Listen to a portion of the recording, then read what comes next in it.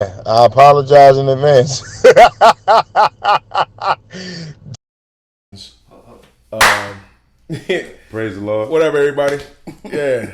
So they started that relationship with Skyworks. Well, Skyworks started that relationship with Apple on the third generation of iPhone, and the stock was $5 a share. Okay. And I was one of these Palm Trio guys. You remember the Palm phone? The Palm yeah, with the little stylus. Yeah. I was one of those cute. guys. I thought I was Fancy. cute. Yeah, let me send my little email. You probably had know. you probably had light contacts in your eyes right then too. He was fancy. You see, you pushing it now. I ain't had contact in my life, man. You know what I'm Remember saying? back then in the early I know.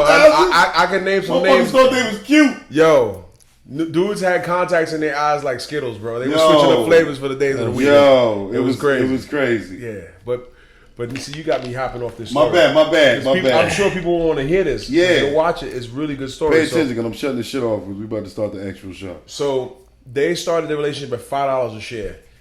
Long-term relationship. They're still doing business with Apple. We're on iPhone 13 now. Okay, and that company, I think the last trade is like $180 a share. $180 a share. Yeah. I had clients with 10,000 shares at 14. Damn. 50,000 shares at 14 for some clients, more aggressive in nature, but some in particular with 10,000 at 14. And when it got to 50, we sold it, thinking we was geniuses. Well, granted, it was the highest price it ever was. Yeah, And exactly. it's $180 now? Yeah, it's 180. It should have something. more than tripled that. Yeah, you know what it is. If you're not playing the long game, you playing the wrong game. Right. If you're not playing the long game, you playing the wrong game. I had an old pimp tell me that one time too. Yeah. Daddy can't even keep it. Daddy over here spitting the I wish I could remember with Daddy. I'm just trying to talk this shit. Daddy couldn't even That keep shit it. ain't got flip over. Yeah, dude. You're not trying to be. Daddy just spit his water out. Yo, you're not trying to be in the business. Crazy. If you're not trying to be in the business for good, you up to no good. Yeah. Man. That's it. You gotta play the long game. You gotta crazy. play the long game. Oh man! All right. On That's that some note, funny I'm shit. shutting this shit off. Later, y'all. That was It's just a been real, preview. man. We went live Play the real quick. long game. Play the long game. If not, you playing yourself, man. Shit, did the long Ain't no game. get rich quick scheme, but it is get rich. Stick to the plan. Ain't no pyramid schemes. Yeah. I posted about that shit earlier. You saw Oh that? yeah. I always piss people off when I post that. Mhm. Ain't nobody rich yet. They don't want to hear the truth. That's true. I ain't never heard nobody quitting their job selling fucking Herbalife or isogenics. So Yeah. That's what it is. Right. No health benefits. You sending your baby to college What you said? selling the bullshit. You I said said, you you sending your baby to college selling Herbalife? No, I ain't never heard nobody doing that shit. I sent my son to college. Bibles pay, man. There's a Bible in every hotel you Here go he to. go. Here he Not for go. Herbalife, though. Here he go. I heard they keep Bibles in the short stay place too. Yeah, I bet they do. Oh, shit. I wouldn't know nothing about that, but I'm just saying. We out. We out. That's a whole fact. Yo, Catch us on YouTube. Catch us on YouTube. You follow us on Twitter, Daniel and Jamel 1. Instagram, we're at JMW_fitness NY. Facebook, under me, Jamel Patterson, where you're watching us now.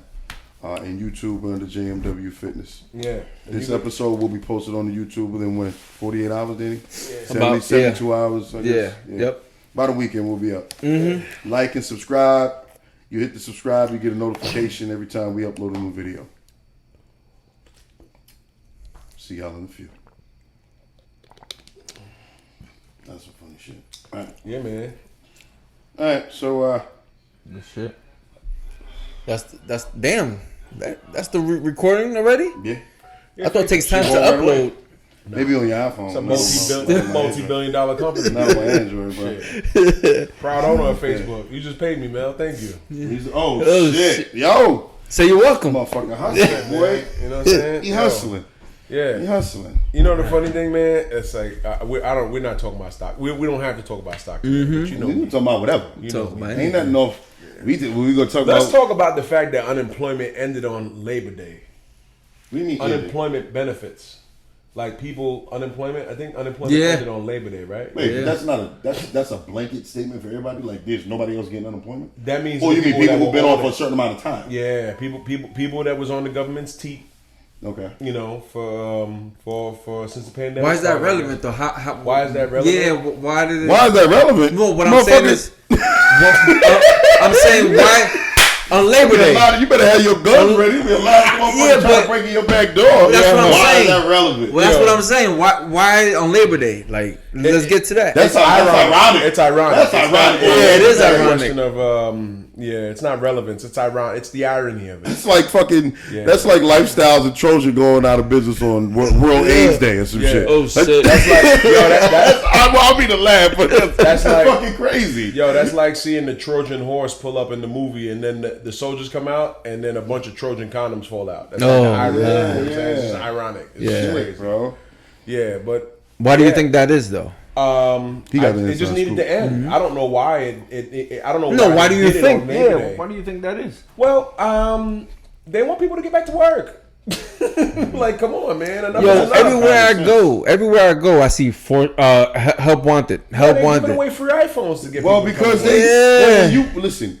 I know I can't even count how many people I've heard say to me face to face, "This ain't no secondhand accounting bullshit. This ain't no he said, she said. Yo, fix your chain, This bro. ain't no poke. You know about this shit. You know me, bro. I don't even know why I got the motherfucker. Yo, he on. from CI, man. He don't tuck his chain in. I'm just saying though. It was half in, half I out. forgot I had this shit on. Because he's an Iceland. That's why I was halfway in. Yeah, you stupid. But yo, more people than I can count have straight told me, yeah, you know, I've had, you know, job interviews, but they ain't paying me as much as this unemployment is paying me to stay home. Right. I'm getting $800 a week staying home. These motherfuckers that's $1,600 every 2 weeks. If I go work for this spot, I'm only gonna be bringing home $1,400 every 2 weeks, and I gotta burn gas to get there. Yeah. Or I gotta get a monthly train ticket, or I gotta pay an Uber. So really, that $1,400 every 2 weeks is really what, 12? By the time you take care of the expenses, and you know what I'm saying, like, Yeah. So yo, I mean, That's free money. if it don't make dollars, it don't make sense. He say that shit all the time. So I mean, I understand it, but for me, and I'm not, you know, saying to my own, to me, it's just, I get a rise out of getting up and moving and fucking working.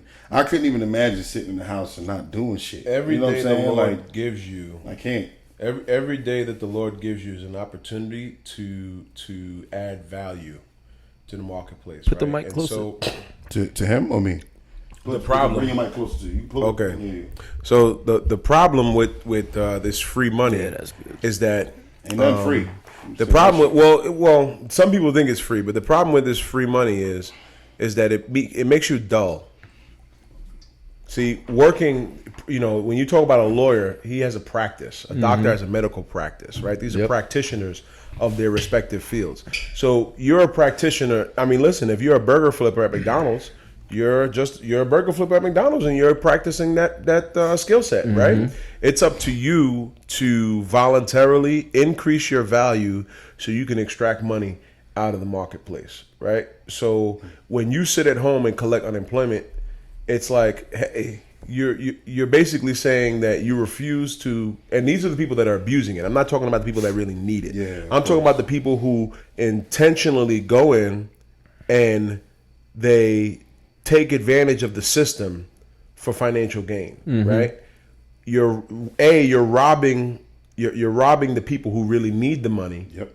of their shot at reprieve, Yep. right? And then B, you're robbing the taxpayer because the taxpayer is footing the bill for this. Now, all that thought. Now, keep that where the direction you're going in. Don't you think that a lot of people who do have knowledge of this whole, you know, financial game that goes on in this country, they probably look at a lot of rotten motherfuckers who fully taken advantage of the system on Wall Street and said, "Fuck it, it's my turn." I'm not saying it's right, but like prime example, I remember years ago, when we were just talking about recently how I was studying to do my Series 6 and 7 and all that years ago. You remember when the chairman of, I think it was the New York Stock Exchange. NASDAQ, Dick Grasso, remember that motherfucker? Oh, okay. That might be He was caught up in some shit. This was like in the early 2000s, like 2002, 2003 maybe. And it was like some scandal he was caught up in. He was found to be either guilty or they more than likely he was. Yo, they paid this motherfucker $200 million to go away. Mm-hmm. Damn. You know what I'm saying? Like, you see all these Wall Street bailouts that the government gives anytime shit goes left.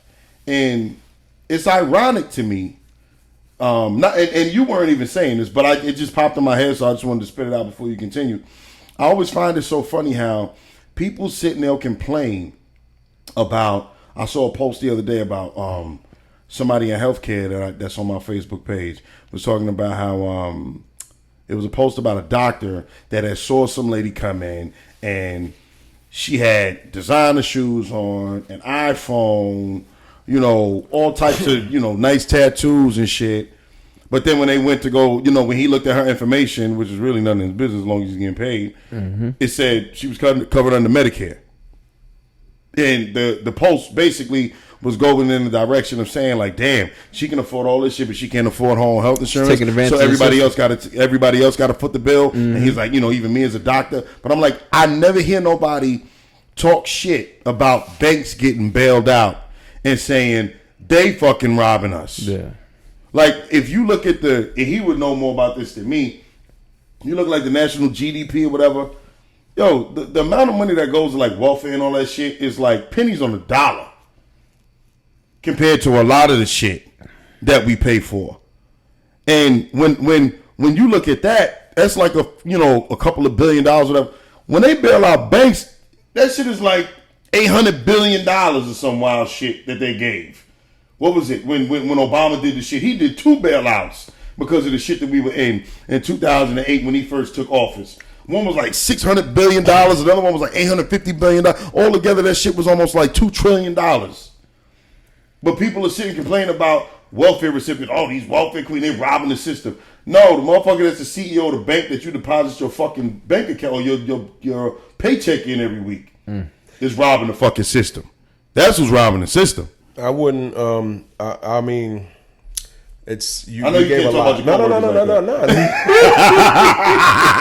No. You can't talk about your coworkers like that. No. I'm gonna just say this and just understanding the mechanics of a company like a J.P. Morgan Chase or any of these big banks that were bailed out, so to speak. When the 2008 financial crisis happened, it was like, okay. It was more of a liquidity issue and a credit freeze up. Okay. So when credit froze up, you got to understand when a house is bought and sold, it's like an elephant dies in the jungle, and everybody eats. Because when you talk about a house being sold, you got the mortgage loan officer who eats, the title company eats, the title closer eats, the appraiser eats.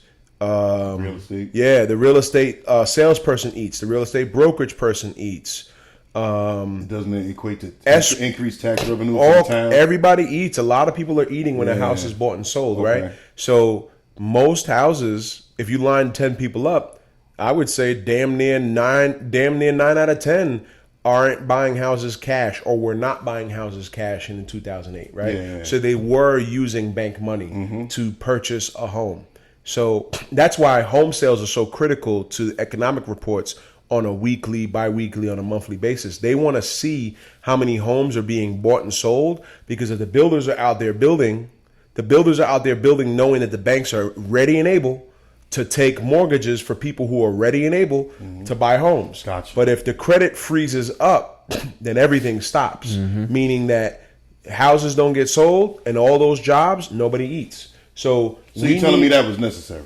I'm telling you that to stabilize the banks, the government thought it was necessary. See, the government doesn't make anything. They buy everything. Yeah. Right? And so the government they probably talked to their advisors and said, hey, if we don't get these banks back to normal course of business, we got a problem.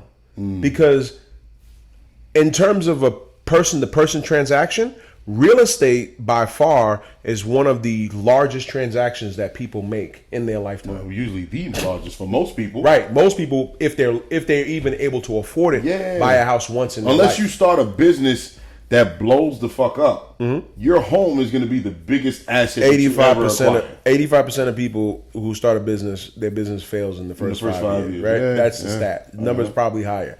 I'll say this: this time around, when COVID happened and the economy shut down, the government learned from the situation last time, and more so thinking about the blowback from the general population about bailing out the big banks. Because they looked at it as the Wall Street fat cats got a big payday, right?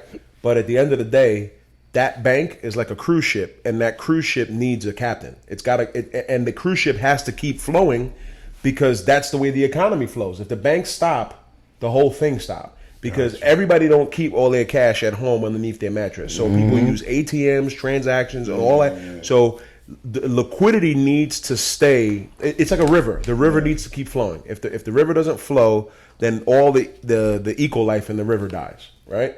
Gotcha. Now, COVID happens, pandemic. Don't bail out the banks.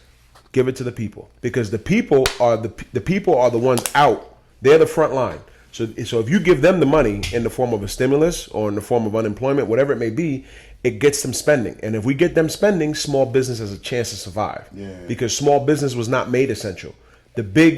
I think my biggest issue with what happened this time was that Wall Street companies, Walmart and Target, they were made essential. So they were able to capture all that money that small businesses couldn't capture because they were forced to stay closed for 13 months. Yeah. You follow what I'm saying?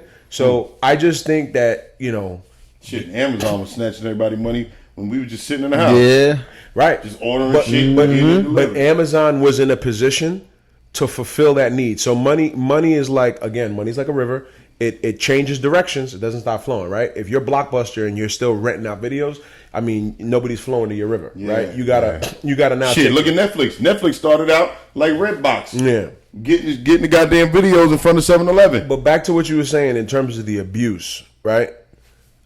The abuse that I have a problem with is the people who are applying for these programs, stimulus, unemployment, whatever it may be, and they don't really need it. That's the problem. You know what else has been a big one too? And I know you know because you deal with the real estate too. These motherfuckers doing the mortgage forgiveness and never were even out of work, bro. Yeah, that's some rotten shit. Or the people. That's some rotten shit. Like I know motherfuckers who never stopped working, who were essential workers. You talking about law enforcement? You talking about healthcare workers? You talking about who literally was probably working more, making more money, and was like, "Hey, shit, I see an opportunity. I'm a motherfucker. Stop paying their mortgage." For some, I was trying to get the forgiveness. Like, yo, dude, you making more money now than you was making. For some people, the pandemic was a blessing. Right. Now, took advantage. Now, to say what you say, it goes back. I ain't gonna lie. It goes back to making you dull, right? So now you stop paying your mortgage payments, right? Because they said it's okay to do so. The problem with that is now most people are check to check. So now you was barely getting by paying for your mortgage, but now it's gonna start to accrue. And when that forgiveness program, or well, not the forgiveness program, but the deferment program, when that is gone, you're gonna have to pay the piper, right?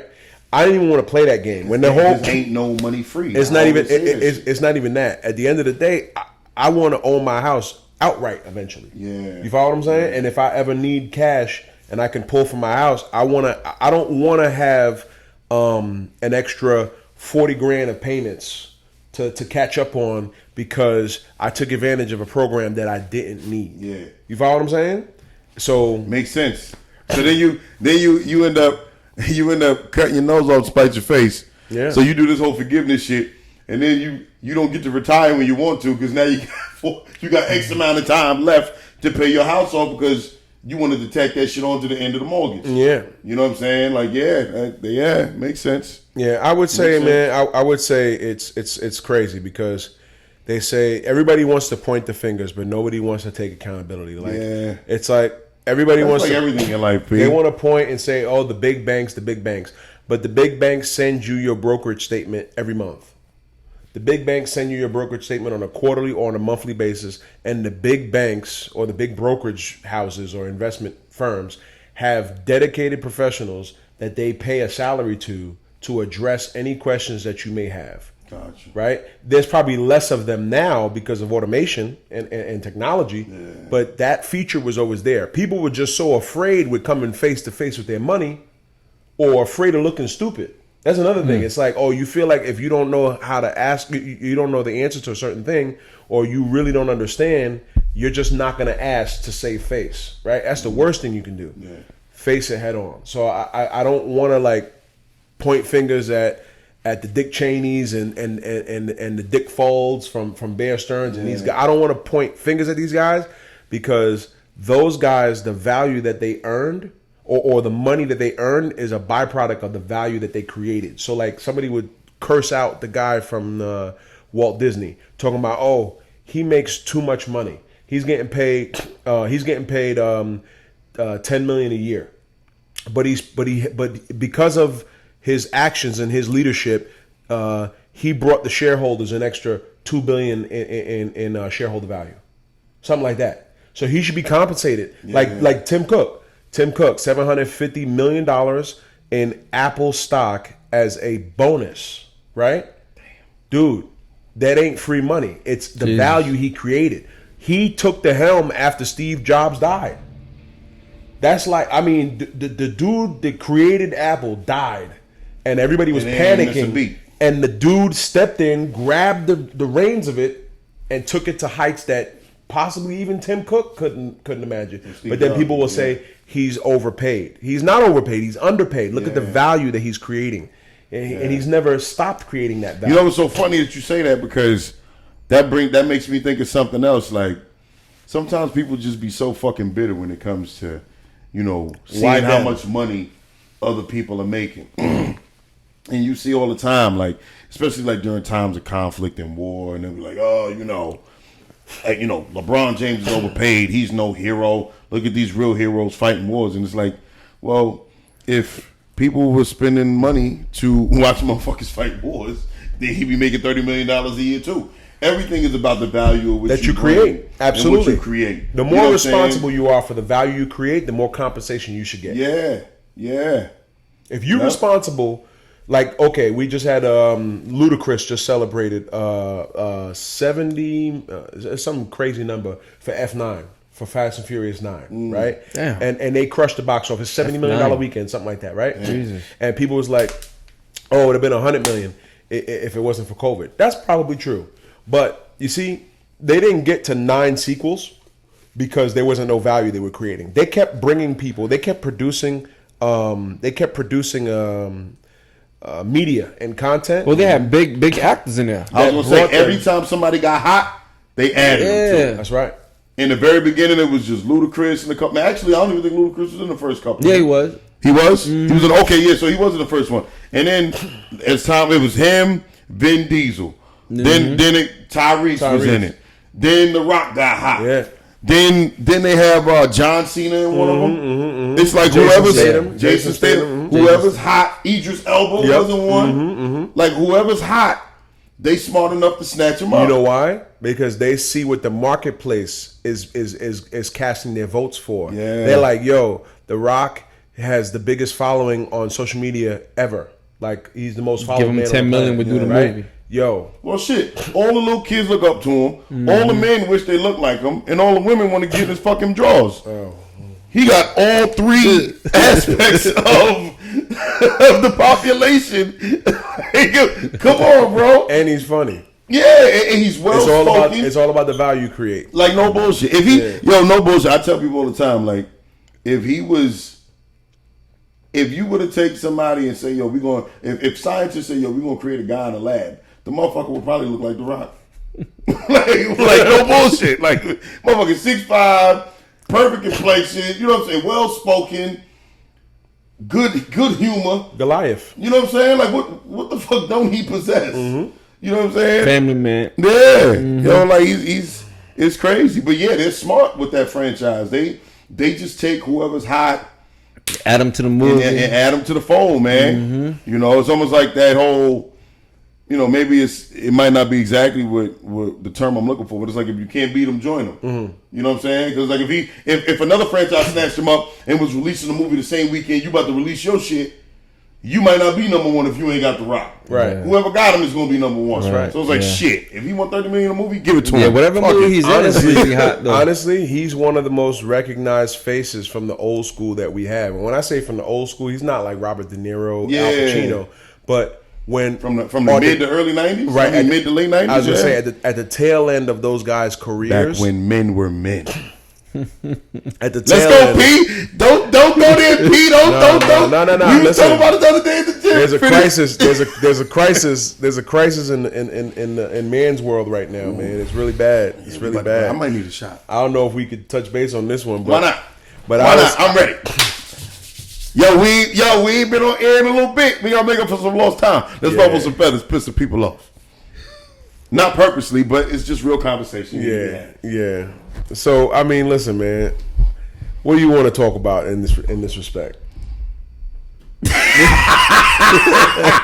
Danny hasn't been talking a lot, so let's leave it to Danny. I'm learning. Nah, you ain't learning, motherfucker. We want to hear what you got to say too. Yeah, you over there, the silent killer. How old is your son? Looking Danny? like Jeffrey Dahmer, like just sitting in the corner plotting on. How old is your son, Danny? My oldest is 17. Okay, he's the same age as my son. 17, 16, and then 10. Okay. Yeah. And now, you know, he's at this age and you're around the same age as us. You know, what was your thought process in terms of like when he got to this age, what did you see and vision for him encountering, you know, in society as a man? Well, I just want him to do his best and everything. You know, that's it. Don't give up on what he do. Once you start, you got to finish. Okay. You know, yeah. That's. But did you envision him being exposed to, you know, men who show images of themselves pregnant and men wearing particular clothing? That. Did you envision that? Yeah. I mean, we've always seen the man. Let's go there. We've always seen. I mean, listen, we've always seen actors put the dress on. We've always seen that. You know, like you know, Medea, Miss you know Doubtfire, right? Big Mama. The earliest one I remember. Well, I mean, it's been going on even since before we were born. Really, you have Richard Pryor, and JoJo Dancer. You had I could see this comedian, but I can't think of his name off the top of my head. Dark-skinned brother. I remember watching old TV shows with him in drag as well with my grandmother. You had Robin Williams and Mrs. Doubtfire. Mm-hmm. You remember John Leguizamo and Wesley Snipes and Tu Wong Fu. Mm-hmm. But I can say that it was just, with the exception of, I think Medea was a relatively new phenomenon because it was a continuous thing. Right. You had Jamie. So it had seasons to it. Yeah, seasons to it. Yeah, you had Martin as Shanae. Mm-hmm. That was just one of the many characters that he played. Eddie Murphy played a whole family of motherfuckers. Where did this dude with the pregnant shit come from? But I think before we go there, but I think that to me, it was just kind of something that, you know, a comedian may have done or whoever to, you know, as part of their repertoire, but it was always just a very, very small part. And I've always said that, you know, no offense to him, but to me, Tyler Perry made a whole career out of that shit. Without Medea, who would Tyler Perry be? Right. There would be no Tyler Perry. Well, it's the foundation of his career. Yeah, that's what I'm saying. Yeah, it's the foundation. That's what I'm saying. So now, question now. So, what like if Michael Jackson couldn't dance, motherfucker, he wouldn't have been Michael Jackson. If he was just a singer. There's a lot of motherfuckers who get up there and just sing with a spotlight. Mm-hmm. So yeah, that's the foundation of who he was. Without the foundation, the shit don't exist. Mm-hmm. So now you can say it's the foundation, but without Medea, there probably would be no Tyler Perry. Mm-hmm.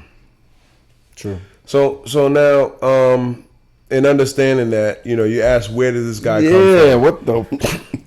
Well, society created him. Yeah, I mean, society permitted. But why, though? Society Society gave him the platform to freely say these images and display these images. Now, I think he and many people like him, and this is, you know, no offense to anybody who lives that type of lifestyle. I'd say live and let live for the most part. Yeah. To a certain extent, but I think that certain times, I think that certain groups of people now are getting to a point where they get a rise out of ruffling feathers. They get a rise out of the controversy. Can I ask you a question? And it's at the cost of a lot of. Why does it have to be on such a publicly consumed medium? Why do they have to display those images on such a medium with such a wide audience? Yeah. Why am I forced to now supervise all the content my children consume in an effort to block them from seeing these images? And then here's the issue. They say, oh, well, it's freedom of speech. It's freedom of speech. Right. But I don't need it coming through my device that I paid for into my home, because that's not what I want in my house, right? And in my house, we run our household the way we run our household. Exactly. Right. And you have every right to. Right. Everybody does.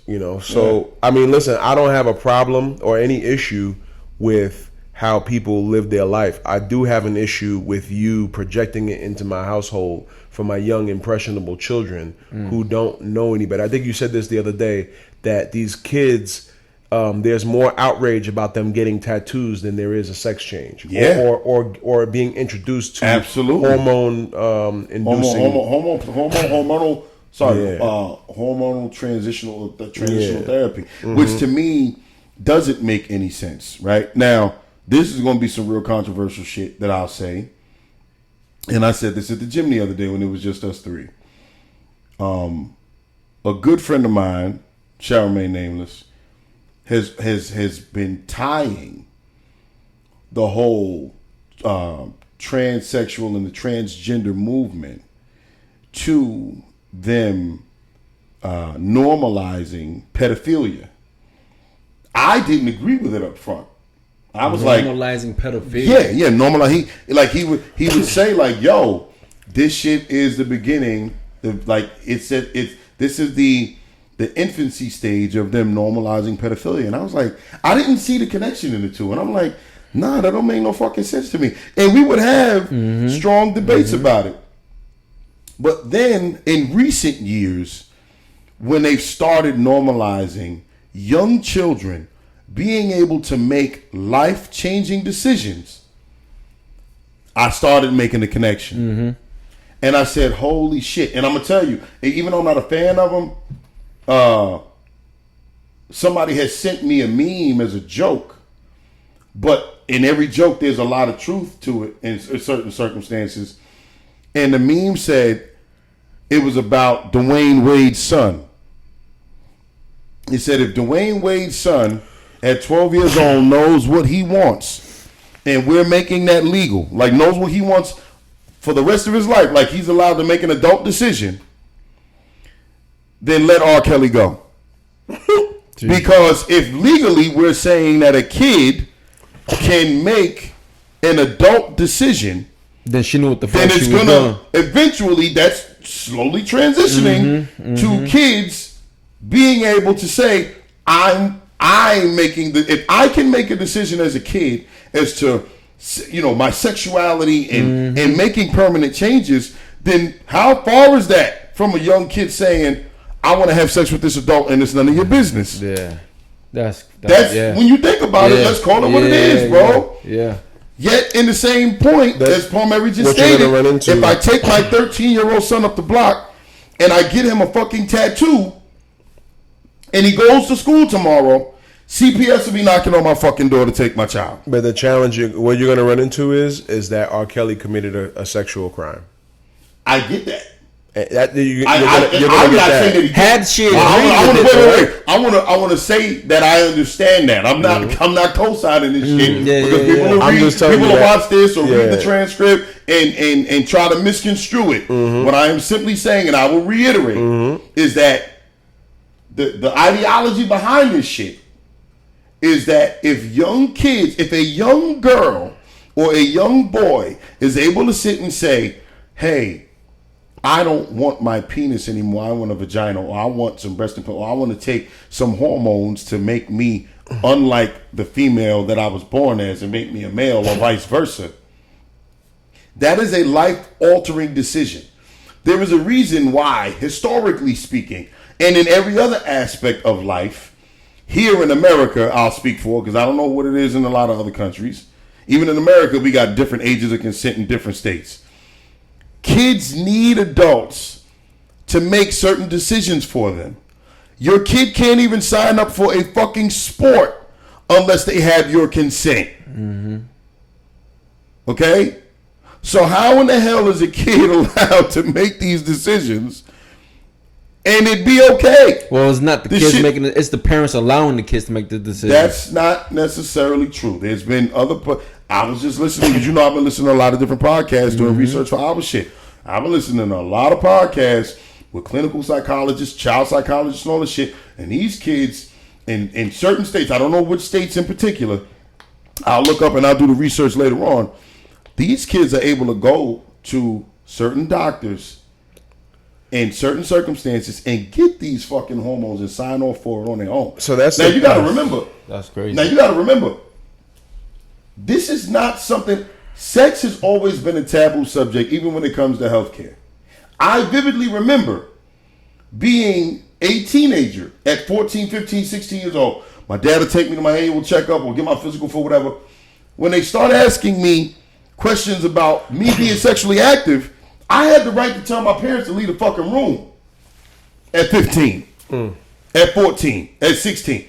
Now, as a kid, I ain't really think much of it. Now, as a parent, motherfucker, I'm paying your health benefits. How the fuck am I not going to be here? Who paying this copay? Right. Who paying this copay? Who paying the copay if you need some medication because you caught some shit out here? Mm-hmm. Not you. You understand what I'm saying? Mm-hmm. So it's like, I've always been, and I'll be the first to say, more so on the whole live and let live. I still believe in freedom of choice, all that shit. Like, you know what I'm saying? Live your life how you want. I have gay friendly or lesbian friends. I've been to gay and lesbian weddings. But I do feel like nowadays there is an agenda that's being pushed. Like, it seems like every single show got gay characters in it now. Even shows or movies that historically didn't. Like, Beauty and the Beast come out, and all of a sudden the fucking teapot gay. What? Like, how the fuck do you sexualize a fucking teapot? That's not even a human character. Wait. Is that a real thing? Yo, I'm dead serious. It was either the teapot or the camera holder. I forget. Really? Because you remember the characters came to life. Yeah, but the little ornaments how came do to they, life. that's what we're saying. How do you justify that? Yo, just recently it came up. Robin from Batman and Robin is now going to be bisexual. What the fuck? Robin okay, so how? Listen, why are you sexualizing child? Mel. Like, that's crazy to me. It takes resources. You always got to follow the money, and you always got to follow. You got to follow the money, and you got to understand the intentions behind the money. So it takes resources to introduce what you're talking about, right? So now they're going to introduce Robin as, I mean, bad enough you wear tight ass little black fucking briefs. But it was all good in WWF. I was watching the Ultimate Warrior as a kid, and I never thought it wasn't sexualized. Right, it wasn't sexualized. Like, what are you talking about? The most sexualized thing I remember in WWF was Princess Elizabeth. Remember when her and Macho Man got married? That was, but it wasn't. Everything is just over sexualized. It's crazy, bro. It really is. But what I'm saying now is, they got to introduce it, right? But the only way it's going to stick is if the marketplace wants it. Because I'm telling you, if nobody watches the show, they can't afford to keep it running because they're going to lose their audience, right? That's true. When they make but how does that happen when it's happening in every fucking show? People are going to watch something. People are going to watch something. Same-sex marriage. Hold on. Same-sex marriage kind of gave the green light for that. What do you mean? Same-sex marriage. You mean when they legalized it? When they legalized it. Yeah. When they legalized it, it was like, okay, it's federal law now. Yeah. Yeah, so it's federal law, so now it can be accepted, right? So, okay, if we can be accepted, if it's federal law and it can be accepted, we want to start indoctrinating young. So we want to start saying, hey, it's okay to, if you like this or if you like that, it's okay. You don't have to feel away. My opinion of it, in terms of where I'm at, I got 4 sons. I want the last name to continue. So where I stand is procreation is just something that needs to happen, in this family, right? That's just how I feel. And if anyone feels otherwise, they're entitled to feel that way. But at the end of the day, I'm my father's son, and I'm my father's son. I'm his only son between my mother and him. Yeah. So his likeness and all of his characteristics pass down to my children. You know what I'm saying? Yeah. And it continues. And if oil and water don't mix. So this is the thing with a man and a man, a woman and a woman, right? Yeah. Any experimentation or fun, whatever it is, that's your thing. The reality is that I don't get another Desir out of that action. So that action is frowned upon at all costs. And I just speak to it from a position of just understand, like, listen, you're looking at it from a legacy standpoint. I'm looking at it from a legacy standpoint. I'm looking at it from a legacy standpoint, but I'm also looking at it from a nature standpoint. Yeah. Like, listen, men are men and women are women. Then you start getting these women who are becoming men and playing sports and tackling women. It's a whole dude. Show what other country is this happening in? Is this happening in China? Who knows? Is this happening in Russia? Is this happening in Japan? Nah, not that I know of. Korea? Is it happening in Uganda? And a lot of them countries, they kill motherfuckers if they. Right. And I'm not co-signing that at all. No, I'm not You know what I'm co-signing saying? that. No, I think that's very aggressive. Yeah. I think that's very aggressive. But they also understand that, hey, this doesn't, 1 This is plus the way 1 it don't is. get 2 with Right. this. This don't. Yeah. But you want to know something, P? Like I think this kind of goes. When you really sit and think about piggybacking off of what you just said, I think this goes back even further than we think. I think if you remove sex out of the equation, we've gradually been moving in our society from a macro to a micro type, meaning we used to live in a society where everyone was concerned about what was best for all of us. And we've gradually moved to a society where it's fuck you, what's best for me. And I think that has a lot to do with it also. Because when you sit and you think about it, in the grand scheme of things, without clear-cut lines, Hard lines, as far as like gravity. Yes, as far as who's what and what certain fucking roles are, even though there So there's role confusion. Yes, even though there are exceptions Which to leads the to rules. gender confusion. Exactly. So now all of a sudden we have this environment where it's, hey, if you want to, fine. If you don't want to, fine. If you want to be this, fine. Yeah. When the truth is that, guess what? I always go back to, and I always catch a lot of flack for this, but I always go back to nature, which you just mentioned. And I always compare humans to my favorite animal, which to me has a very similar hierarchy to us, at least back when family was a cohesive unit. I like to, lions a pride of lions reminds me a lot of what the human hierarchy or the family hierarchy used to be. Mm-hmm. And guess what? You think female lions like the fact that they do all the fucking hunting and they take care of the fucking kids and this big 500-600 pound motherfucker get to sleep 16 hours a day? Yeah. No, they don't. No, the female lions don't, right? But it's not about their feelings. It's about what the roles are. They are more designed to do the hunting and rear the children, and his job is to protect this fucking territory. They have a structure. So what it means is that when they bring a big ass 1,000-pound wildebeest back, this big motherfucker eats first. Guess why? Because if he's not at his best and he's not at his biggest and strongest to protect us against any rogue lions that want to come and try to take this shit over or anything Another else, apex predator. then guess what?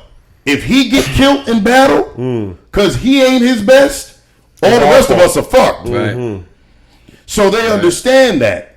Whether it's via language like us or it's just instinct, they get it.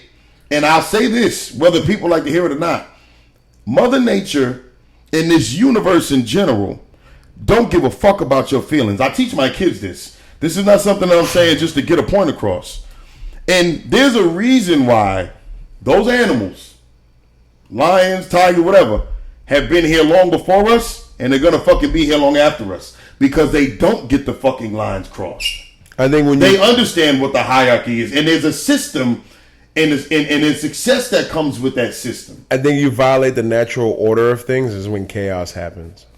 Well, I think chaos. I think we're kind of self-destructing. Yeah, absolutely. Yeah. I think we're self-destructing because the consumerism is at record levels right now. The consumption is out of control. The consumption is out of control, and the value that people are contributing is at an all-time low. Okay, people are too entitled, and so because they're too entitled, it's like they could just wake up at any hour of the day and do whatever they want. And now I'm hearing songs to the effect of "My girlfriend has a girlfriend." I'm hearing that. You know what I mean? So then we got to speak on all of it. You can't just speak on, you know, the boy and the boy and the girl and the girl. You also got to speak on, hey, I got a daughter, and if she's behaving in the streets a certain way, right?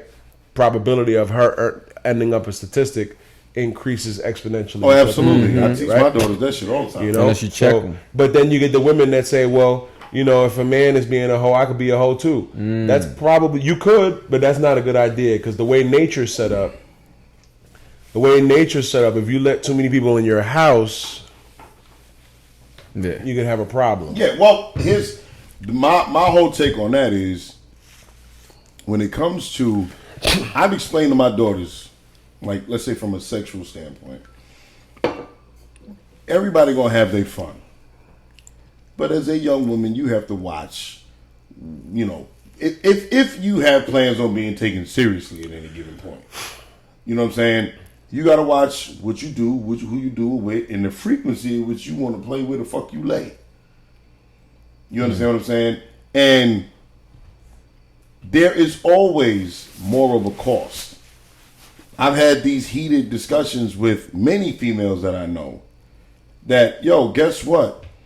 At the end of the day, the danger of me, let's say, dealing with a woman that ain't wrapped too tight, ain't really a whole lot. A woman fucking around with the wrong guy can cause not just her to be in danger, but a potential war with this, whoever this fucking clown is, and the men that love her enough to protect her with their lives.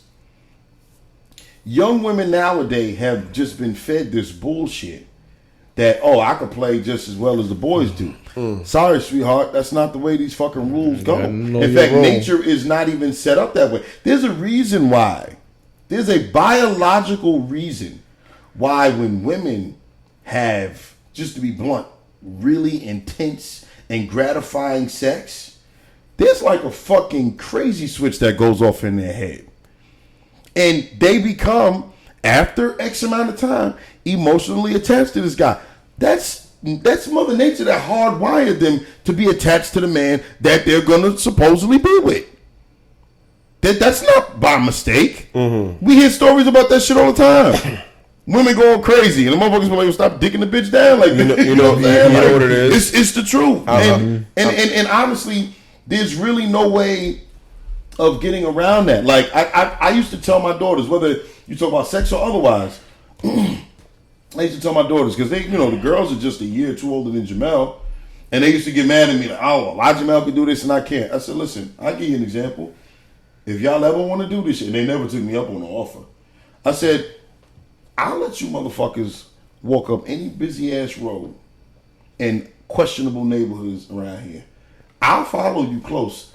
See how fucking awkward it is when men start pulling up to you in their cars and it's 1 o'clock in the morning. And then we'll let your brother do the same thing and we see how many cars roll up on him. I guarantee you'll be in a couple of sticky situations and he'll probably get away unscathed. How do I know this? Because I was once a teenage boy walking home at times of night I probably shouldn't have fucking been out. And it was an issue for you. And I never had no problems. Yeah. I never had no problems. Let a young girl. Nah. And that's To me, that is the most basic example. You think a young boy is still safe walking home at this hour? Or no? You know what I'm saying? Like that's a perfect example of how this world works. Like, let's call it what it is.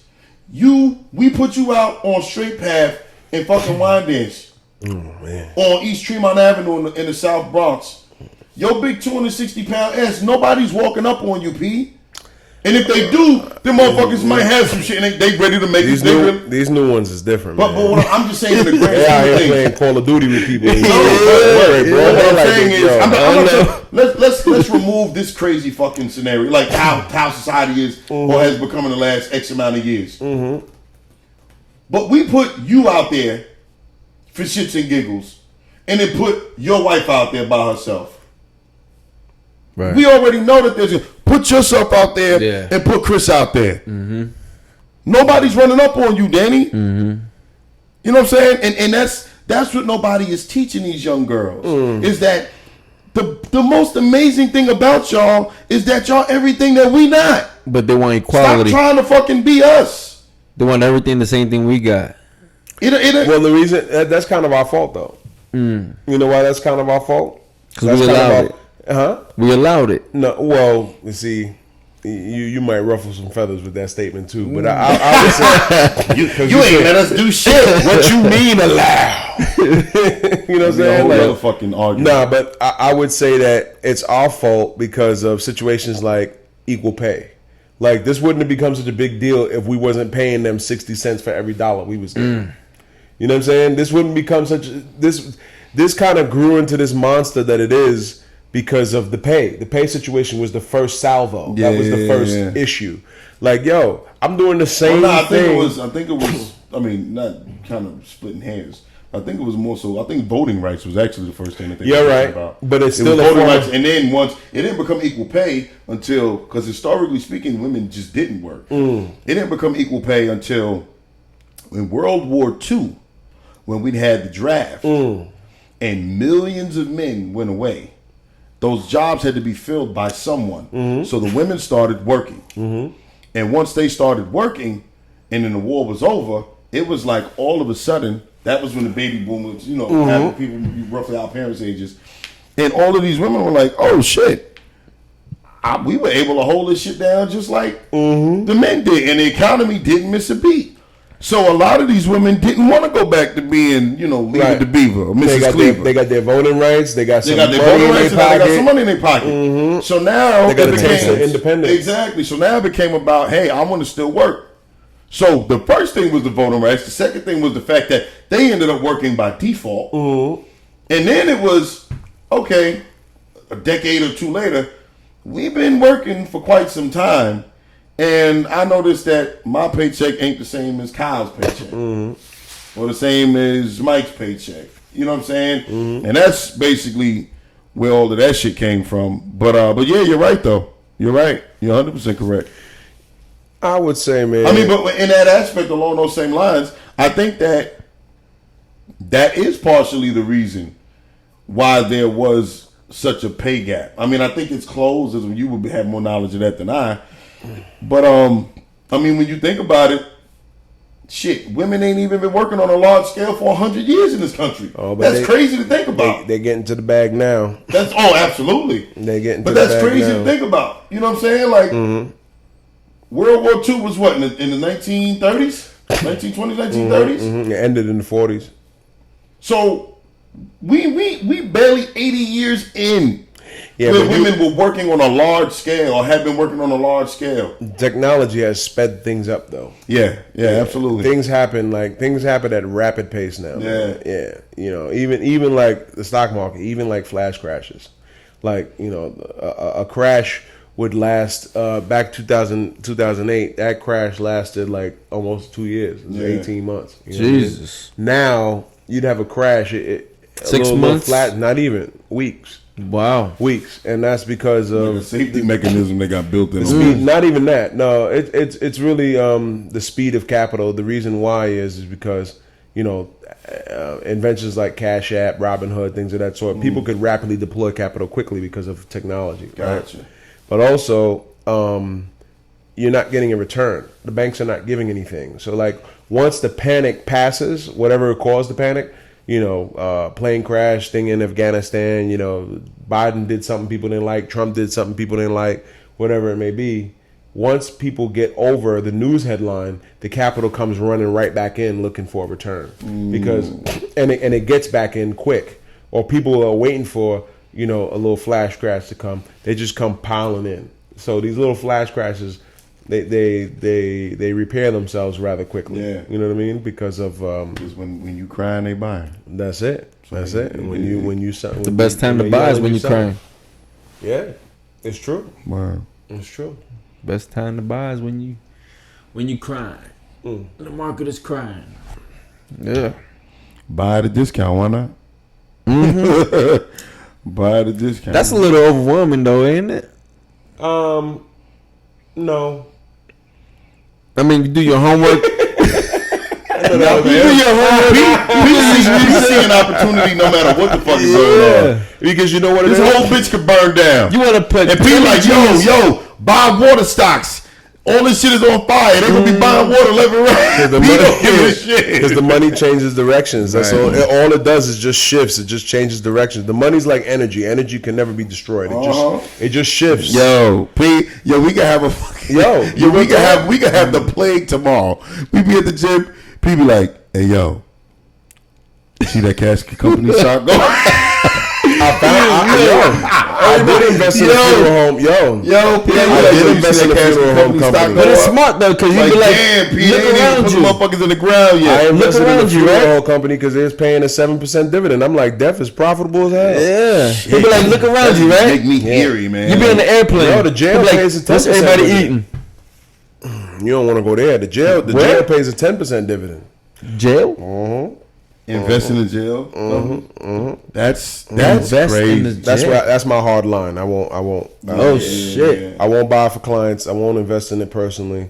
That's my hard line. Yeah. Nah, I stop right there. That's crazy. Yeah, I buy gun stocks. I buy but I'll even buy a Raytheon. The guys that are supplying the drones and all. I'll buy that. You know what I mean? But the prison system, no. Yeah, that's a tough one, bro. Yeah, so I had that to be profiting off of it's free labor. I didn't even know they had a market in that. It's fucking free labor. There's a market. Well, I only know that there was a market in that because. What do you mean? The first market was slaves. That was the first stock. Yeah, the first stock on the New York Stock Exchange. Well, in that area, Wall Street area, was slaves. They used to sell slaves on the market. On the open market, lives were for sale. Yo, you know why? It's an old black saying that like whenever back in traditional days when the young boy came to see and caught a young girl before they went off to get married or whatever the case was. In old black households, they used to say, that boy comes from good stock. That's where that fucking saying comes from. They used to call slaves stock. Like you come from good stock. So why is that not a bad word? Slave owners used to say you come from good. Yeah, that boy come from good stock. I mean, his dad was a big, strong motherfucker. He was a buck. Why are we still using that terminology? Was a big, strong motherfucker. That's why it just kind of got passed down. That's the whole ideology of the movie Buck Breaking by Tariq Nasheed. I do got to catch that, but buck breaking, yeah. I mean, bigger, stronger, faster. Right? We didn't invent steroids. Listen, I tell people all the time, you wouldn't be mad because the NFL, NBA is 75% black.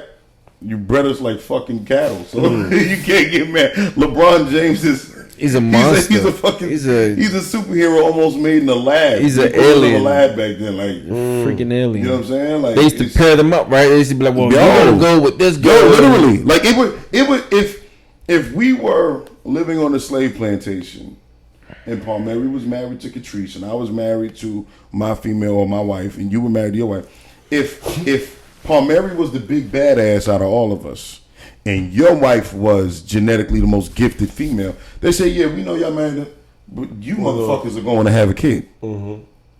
That's fucking And demoralizing. there was nigga. no in vitro. So We had to do the act. Yeah, like you just had to go have sex. Yeah. You wasn't jerking off in the cup and then fucking putting it in the turkey baster. Nah, there was none of nah, that. motherfucker, you had to go make it happen. You know what I'm saying? And that shit was demoralizing, bro. Yeah. It was demoralizing, man. Like, it was crazy. It was crazy. That's You why know? motherfuckers. But that shit taking that, over the but that shit football, that, basketball. but realistically speaking, but that's the part that they would never teach in school. Like, I remember hearing about slavery in school. And Well, it they was don't just teach like everything they in were, school. Yo, They're not gonna well teach yeah, but they would everything in never teach that part because that's too ugly. You know what I'm saying? That's too fucking I think ugly. you're getting to another topic right now. Yeah, well, listen, it's the truth. I mean, but here's the thing, right? Like, the problem is that nobody nowadays wants to hear the truth. Nobody wants to Because they're see the afraid to truth, offend. and nobody wants to be offended anymore. And the truth to that is some of the greatest people, some of the greatest situations have been created out of adversity because people heard the truth. Do you know that now this fucking whole everybody gets a trophy bullshit in school, right? Or in sports. That totally eliminates kids using and finding out what their true talent is. When you sit and you watch or you're watching any sport during our lifetime, you see, Bob Costas, you see You're encouraging mediocrity, a man. lot of these guys, right? Do you know that the vast majority of sports broadcasters that I've ever read up about or read their biographies, they took that route because somebody just basically told them, yeah, you ain't fucking good enough to continue playing. Because everybody plays in Little League. Your parent pay the fee, you play, right? Then you move up to junior high school. Shit get a little tougher. Let's say use football, for example. Now it ain't pull down tackles no more. These motherfuckers is laying some licks. So now you got the first group of kids that'll drop off like, yeah, fuck that. I'm going to play badminton. I'm going to play basketball. Or you know what I'm saying?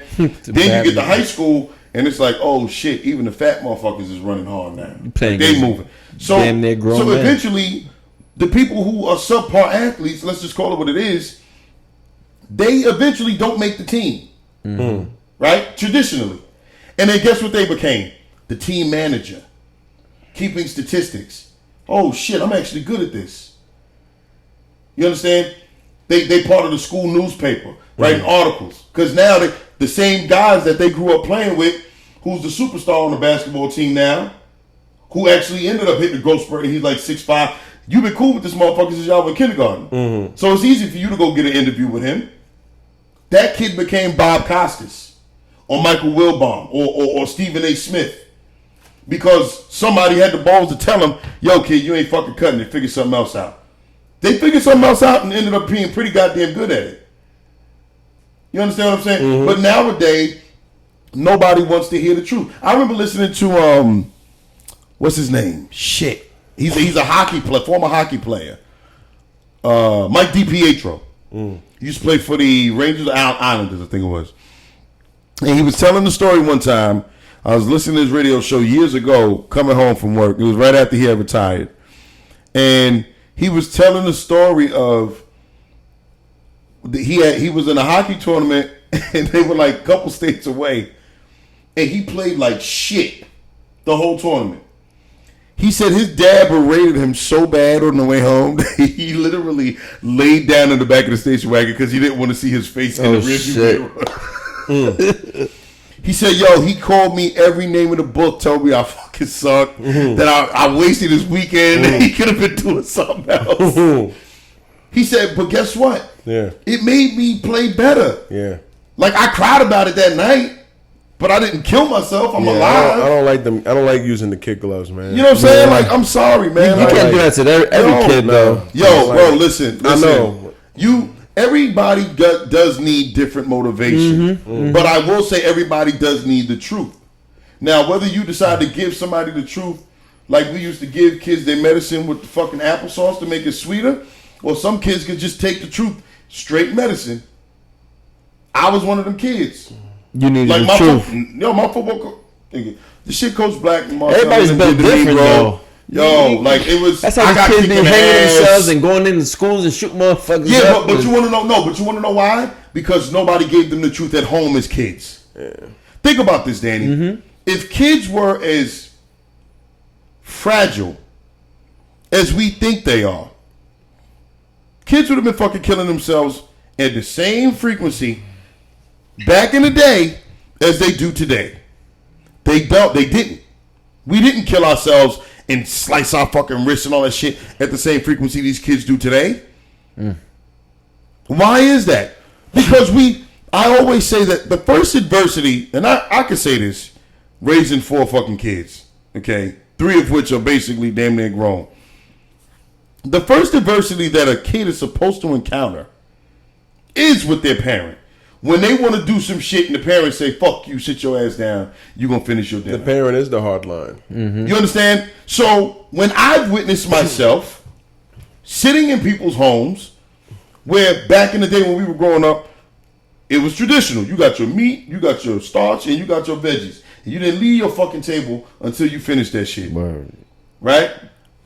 Kids all of a sudden, you snap your fingers in the next generation, they cry, they don't want that, and they're allowed to have a bowl of cereal. Oh, okay, go. Or the parent is taking the parents putting the shit away and going up the block to McDonald's. Mm-hmm.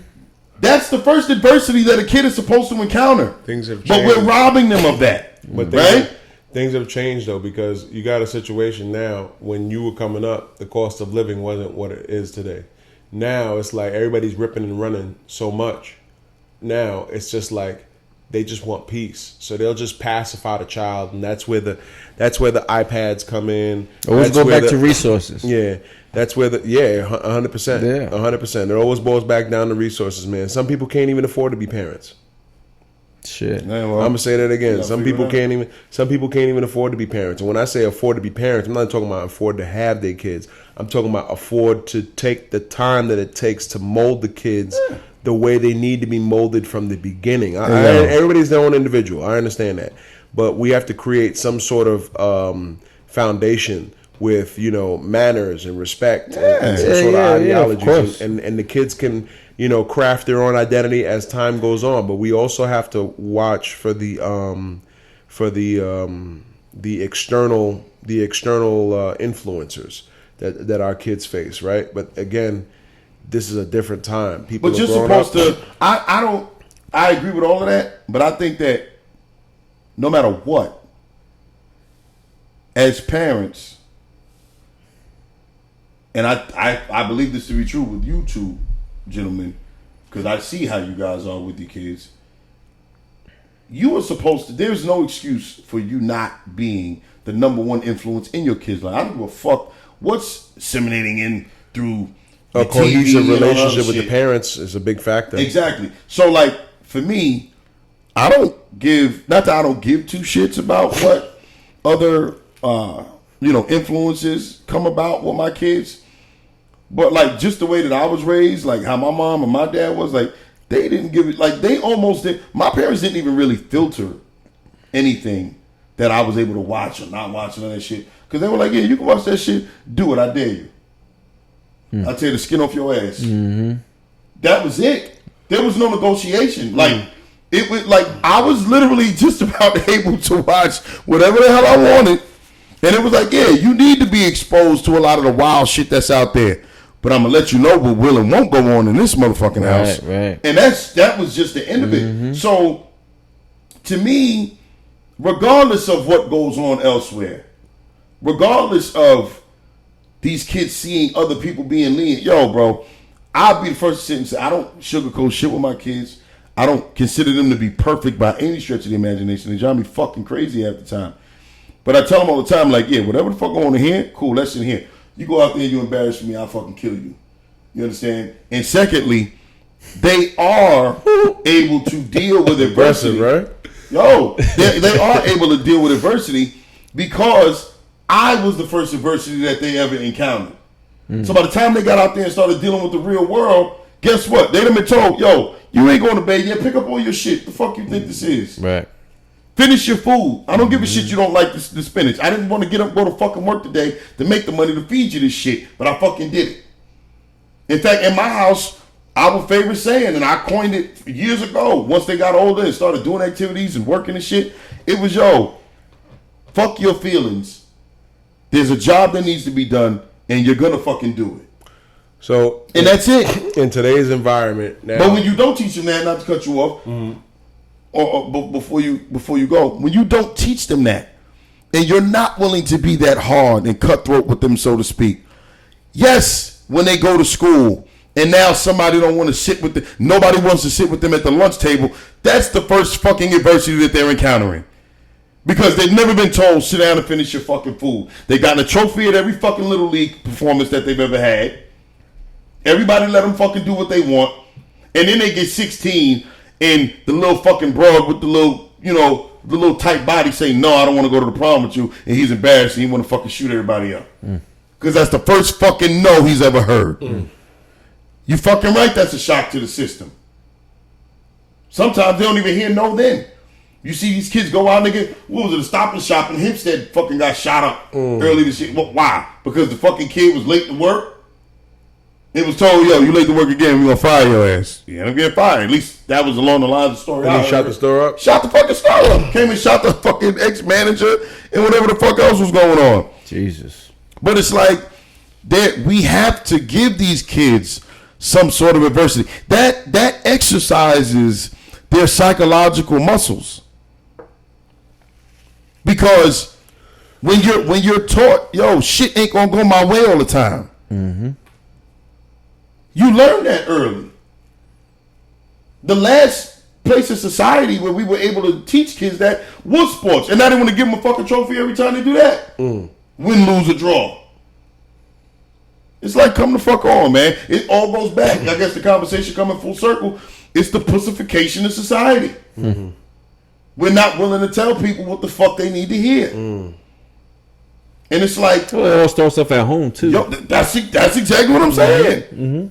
That's exactly what I'm saying. I said to one of my sons the other day because he wanted like an extra slice of pizza or something like that. And I was like, yo, man, the fatness gonna creep up on you, man. You should have seen the look on his face. He was like, the fatness? I said, yeah. The fatness gonna creep up on you. One day you keep eating an extra slice of pizza. One day you gonna look down, you ain't gonna see a pee-pee. Yeah, it's gonna disappear. Yo, he was mortified. Which one was this one? The older one? I can't tell you because okay. Ask him. That's it. See, I got 4 of them, so now you got to catch one in the ass. Yeah. But it worked, you know what I mean? Because he kept himself in shape and all that stuff. And so he's on top of it. Yeah, you got to be, man. Because at the same time, I tell people all the time, from a man's perspective, men need to be men need to put their health first. Right. Men need their health, their wealth. You know what I'm saying? Like, you got to listen, man. You got to focus on your health, your paper, your relationships. You got to stabilize your foundation. Yeah, your family, all that, man. Because if you lose your health, none of it matters. You know what I'm saying? And if you lose your paper, you ain't got no reasons to do anything to help anybody. Right. So you always want to make sure you're taking care of that. So I'm always on the wave of, yo, take care of your health first. So and having my sons, I'm like, yo, man. Yo, the fatness is gonna creep up on you, man. I call it the fatness. It's just like a big blob shadow that's just gonna pop up on you and get you. I think I do that to my kids too. Yeah, we all do that. Yeah, I say I put it to you this way. I do that before society starts, before mean kids get a hold of them, before they get too fat. You're the bully at the house. Yeah. But it's not really bullying. No, I know. It's just like, yo, listen, giving them to what it is. Yeah. The extra slice of pizza going. But in school is bullying. Yeah, ain't no such thing as bullying. If I don't say nothing to, I don't believe in that shit. But in school is bullying. If another kid pokes at, if another kid in school says the same shit you said to your son, then it's bullying. But that's what's going. That exact term is what's going towards what I call a pussification of society. Yeah. It ain't bullying. Bitch assness. Bitch assness. Puffy was saying that shit like 2003, right? No more bitch assness. Yo, that's some funny shit. Bitch assness. Pussification. Nah, that's the truth, bro. Motherfuckers. No, you're right. I know. It's the truth. You're absolutely right. It really is. Absolutely right. It really is. Yo, the shit you said earlier with when they back in the slavery when they choose people, oh, you're gonna have babies with this dude, and that's what it's gonna be. This way, and they start developing a team of warriors, right? So they can fight. Warriors, it was just gladiators or whatever. It was just motherfuckers that they wanted because they used to fight, right? Nah, when the Civil War came and all that shit. Yeah, but it wasn't even about that. They just wanted the biggest, strongest slaves. That if you got slaves that could do twice the work of the average guy, that's gonna produce you a lot more money. Okay. Because they could pick more cotton. You know what I'm saying? Like if you got slaves that are just I don't think size matters in picking cotton though. Yeah, but if you just got slaves that got all this extra energy, think about this, right? And I'm just using myself as an example. You know I don't sleep a whole lot. Yeah. Right? If I was a motherfucking you good? Yeah. Oh, if I was a motherfucking slave back in the 1800s, 1700s, bro, I'd be worth a lot of fucking money. Not just simply because of the physical work that I can do, but also the fact that I don't need a lot of rest. Oh my god! You picture that shit? A motherfucker that can work 20 hours a day, you gotta do is get that motherfucker some egg whites and some water. It's the same exact shit as the NFL, ain't it? Very similar. Right? Because you got the white dudes. You train them as property, yeah. That's what they be going. But people, listen, I wouldn't go as far as the hierarchy is similar, but NFL players are fucking multi-millionaires many times over. Of course, but the hierarchy is making more. Yeah, but the thing is like we were saying, it all goes back to like I was watching Joe Rogan's podcast not too long ago. He had a clinical psychologist or a child psychologist, and he was saying how he was literally talking about exactly what we're talking about. And he was saying that we've feminized almost everything in society as far as how kids are raised, what's expected of them, and how they're being taught and what's tolerated and what's not in the educational system. He said, prime example, he said, young boys, he said he's done extensive studies on this shit. Young boys bond by exerting their dominance over each other and insulting each other. From the time they're 5 years old, 6 years old. This is a fact, right? So what are you doing when you sitting and you saying... That was on a Joe Rogan podcast. So he said, so what are you doing when you turn around and you say... Stop fighting. No more fight, no more bullying, no more this, no more that. You are robbing young boys of what their natural...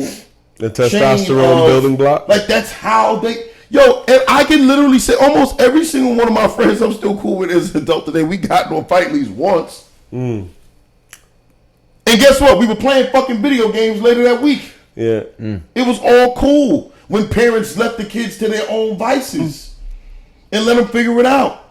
Back in the how it was back. I think it changed when you got one of those kids that took it too far. The kid got really, really hurt. Yo, that's fine, P. But since when do they... Tylenol kill more motherfuckers than a lot of drugs every single year. They don't take that shit off the shelves. You just deal with the extreme circumstances and you keep it pushing. But you don't rob society of what makes society a society because of a couple of assholes. That's not the way this shit is supposed to go. You know what I'm saying? Like that's crazy when you think about it. And he went further and said that when we decide to when we remove that part from young boys' development in particular, it literally robs them of how they're supposed to, like, how are they supposed to learn how to deal with adversity? I was saying a long time ago, P, no bullshit, when my kids were small and I first saw how kids were being dealt with in the educational system, I was like, yo, in another 15, 20 years, we're gonna have trouble. And I swear to you, because it's coming to fruition now. I was like, we're going to have trouble finding motherfuckers to be cops. We're going to have trouble finding motherfuckers to be firemen. We're going to have trouble. We're going to have trouble finding people to be the badasses of society because we're fucking breeding it out of us. We're breeding it out of us. Yo, the same. And the ones who are growing up as badasses really ain't badasses. Are being raised by the criminal element, though. Yeah, that too. Yeah, that too. Yeah, you know what I'm saying. So it's like, the realistically speaking, that whole nature versus nurture situation, where it almost takes the same mentality to be the good guy as it does the bad guy. Like the same mentality it takes to be a hard-nosed old school cop that's gonna walk into a shootout or whatever is the same mentality it takes and tenacity it takes to be the bad guy on the other side in a lot of cases. Mm-hmm. There's been tons of studies that have fucking shown that. Right? Tons of studies. In fact, many law enforcement agencies on the low hire people who were once criminals or reformed criminals to get inside the head of what that criminal element is. absolutely. You can't be a sheep and catch a wolf. You gotta be a wolf yourself. But when we breed everybody to be fucking sheep, and I hate to use that term because it's a fucking overused term nowadays. But when we breed everybody to be fucking Winnie the Pooh, nigga, like, who the fuck is gonna be the tough guys? And we're finding that now. We're seeing cops walk off the job because they think that the world is not fair to them. Motherfucker, what? You got a whole system that backs you. Like, let's call it what it is. Not anymore. Well, I get it. But what I'm saying is, and I'm not saying that cops don't have their issues with their job. No question. But from what I come from a family that got a lot of law enforcement officers in it. But back in the day, old school cops were some of the toughest motherfuckers you knew. I know, but they weren't at risk of losing their house and their pension because they roughed somebody up a little too rough. That's crazy. And you shoot just the sue them for motherfucker everything. that was unarmed. Yeah, I you get it. wrongfully shoot somebody. I get it, right? Yeah. But it's like now you almost got to handle criminals with kid gloves. As a cop. Yeah, you're right. Because now You're right. I stand corrected Yeah, in that case. your criminals stand go corrected. fuck your money up real bad. yeah. You know what I'm saying? Yeah. Because simply because the laws have changed, and the laws have changed because, I mean, it's their fault in a sense because the bad eggs, the good cops didn't. They didn't police the bad ones. Yeah, you got to clean your own house. They You didn't know what I'm police the saying? bad ones. Yeah. So now We society, gotta have did, we gotta have what's his face on too. you know. Oh, So no, he's a cop. He wanted to come on. We before. know a lot of cops. Yeah. Yep. Yeah, nah. And I want to have a couple cops on to discuss that exact topic. Yeah. Honestly. I don't want no. Listen, man. I look at it like this. Some of these cops going into the Bronx to go police. Man, listen. Like I said, they're playing Call of Duty in the streets. Yo, Right they there, bugging. like, bro. They're bugging. So And you know what? I do feel for them to a certain extent because now with like this bail reform shit, right. So now like you they got to let these exert motherfuckers yourself. out like right away. Yeah, so you got to exert yourself apprehending this criminal, And and he's they're gonna be right out back on the tonight. street. And the person and the law that put him back on the street was written by somebody that's never taken somebody down. That's the worst part. The law, the bail reform situation was written into law by somebody who probably has never had to fight a criminal, robbing a store, trying to commit rape. Yeah. You know what I'm saying? Trying to commit a murder, things of that sort, right? Violent criminals. These people that wrote that law, the bail reform, and let these people right out, no problem. Yeah. They've never had to take these people down. Good point. Yeah, and so when you have people that have never been in those circumstances writing the laws, it never ends well. Yeah. It never ends well. Yeah. You know, so it's, They don't understand. They don't understand the struggle of the common folk. you don't understand why we have to keep him in jail for longer than 24 hours. Yeah. You don't understand why he needs to spend time, behind bars because of the crime that he committed. And more importantly, it's like, listen, some of these guys, bail reform, they got 67 suspensions on their license. They right back out. They right back out. Crazy. Like when that bail reform thing happened, dude came out of jail. He had gotten a DWI and came out of jail of the bail reform situation. He let him right out as soon as it was passed. And he got out, and that weekend he hit a little girl right here in Long Island, out Crazy. east. Ran her over. 67 suspensions on his license. Well, because it wasn't a violent offense. They let him out. Jesus Christ. But you want to know something? As far as like politics go, when it came to that shit, like that to me was a byproduct of the fact that most Sorry. It's the missus. You're on YouTube He's now. on his way. You're on YouTube now. He's on his way. He'll be in 5 minutes. We about to wrap this shit up. Yo, well, you know what you need? That should be on every podcast, like a little Sandman. You know the Sandman. Yeah. One fist. Yo, we gonna screenshot that shit. Every time Pamery's on, it's time to go. We gonna be like, time to go, and then we gonna show Patrice with the fist, just like that, like Mr. Clean. Remember Mr. Clean with the fucking.